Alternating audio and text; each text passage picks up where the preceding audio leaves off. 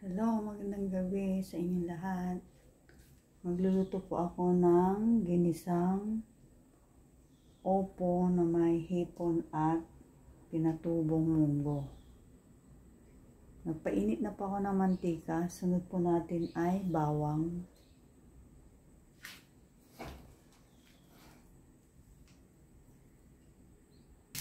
Ayan na po yung bawang.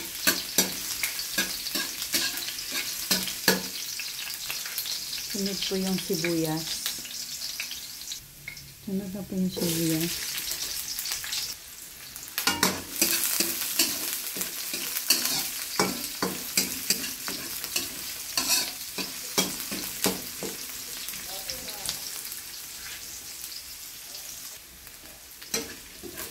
Kapag medyo brown na po yung bawang at sibuyas, lagay na po natin yung hipon.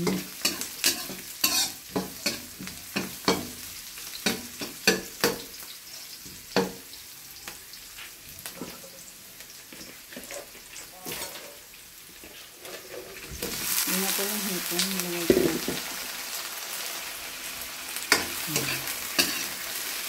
Isa-isa lang po hanggang matanggal yung lansa. Kasi kapag hindi mo siya ginisang mabuti, malansa po yung hipon. Ayan. Medyo luto na po yung hipon. Kaya sunod na rin po natin yung opo.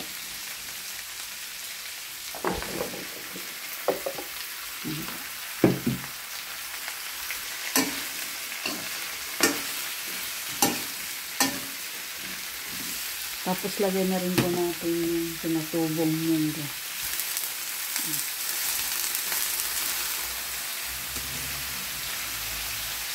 Halo-haloin lang po.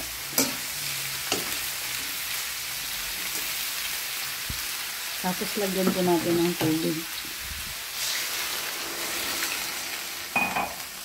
Tapos takpan po natin para madaling maluto.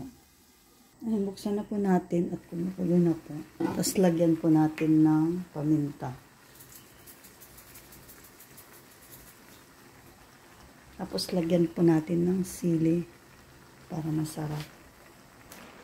At pampalasang bagoong.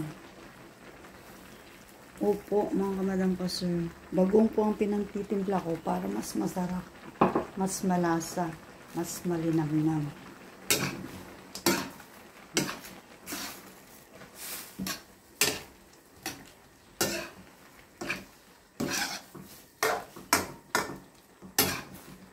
Mabilis lang po maluto po mga madam pastor kasi gulay po siya.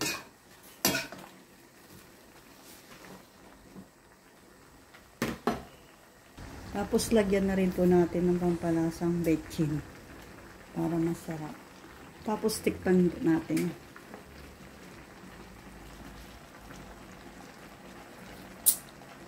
Wow, ang sarap. Kumakapit yung anghang. Sobrang sarap.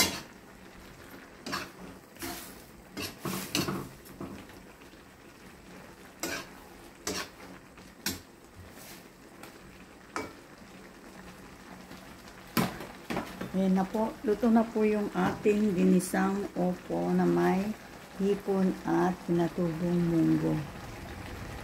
Try nyo po mga madam pastor. Masarap po siya. Healthy foods. Ayan po. Kain na po tayo. Thank you sa inyong panonood. Magandang araw. Bye-bye.